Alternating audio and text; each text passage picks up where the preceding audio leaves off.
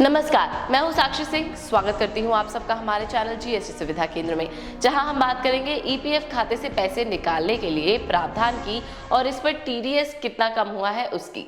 केंद्रीय बजट 2023 पेश करते हुए वित्त मंत्री निर्मला सीतारमण ने नॉन पैन केसेस के लिए कर्मचारी भविष्य निधि यानी ईपीएफ विड्रॉल सोर्सेस पर कर डिडक्शन यानी टीडीएस की रेट को कम करने की घोषणा की। अब सरकार के नॉन पैन केसेस में ईपीएफ निकासी के टैक्स एलिजिबल हिस्से पर टीडीएस रेट को 30% से घटाकर 20% कर दिया गया है। पीएफ से विड्रॉल पर डिडक्ट किए गए टैक्स में से उन सैलरीड लोगों को मदद मिलने की उम्मीद है जिनका पैन कर्मचारी भविष्य निधि संगठन यानी ईपीएफओ के रिकॉर्ड को अपडेट नहीं किया गया है। बजट स्पीच में वित्त मंत्री ने कहा था, मौजूदा समय में नॉन पैन केसेस में कर्मचारी भविष्य निधि योजना से टैक्सेबल कंपोनेंट्स के विड्रॉल पर टीडीएस दर 30% है। दूसरे नॉन पैन केसेस की तरह इसे घटाकर 20% करने का प्रस्ताव है। कभी कभी पिछले वर्ष की इनकम के लिए टैक्स डिडक्शन के बाद में की जाती है, जबकि उस पर टैक्स पहले ही वर्ष में चुकाया जा चुका होता है। ऐसे टैक्स पेयर्स को पिछले वर्ष में इस टीडीएस के लिए क्रेडिट क्लेम करने की सुविधा के लिए अमेंडमेंट्स प्रपोज किए गए थे।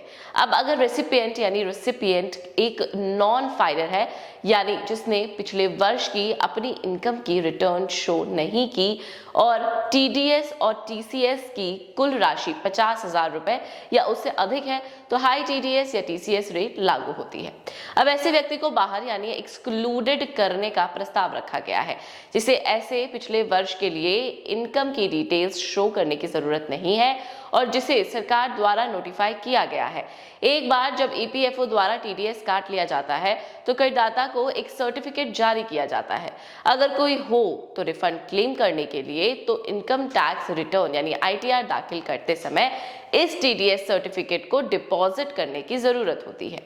विशेष रूप से फॉर्म 15H या form 15G EPF account holder द्वारा ये इंश्योर करने के लिए डिपॉजिट किया जा सकता है कि ईपीएफ खाते से विड्रॉल पर कोई टीडीएस नहीं काटा जाता है। फॉर्म 15G 60 वर्ष से कम आयु के व्यक्तियों के लिए लागू होता है और फॉर्म 15H 60 वर्ष या उससे अधिक आयु के लोगों के लिए होता है। खाता खुलने के 5 साल के भीतर ईपीएफ विड्रॉल पर टीडीएस काटा जाता है। अगर ईपीएफओ के पास पैन उपलब्ध है तो विड्रॉल अमाउंट 50,000 रुपए से अधिक होने पर टीडीएस डिडक्शन की रेट 10% है।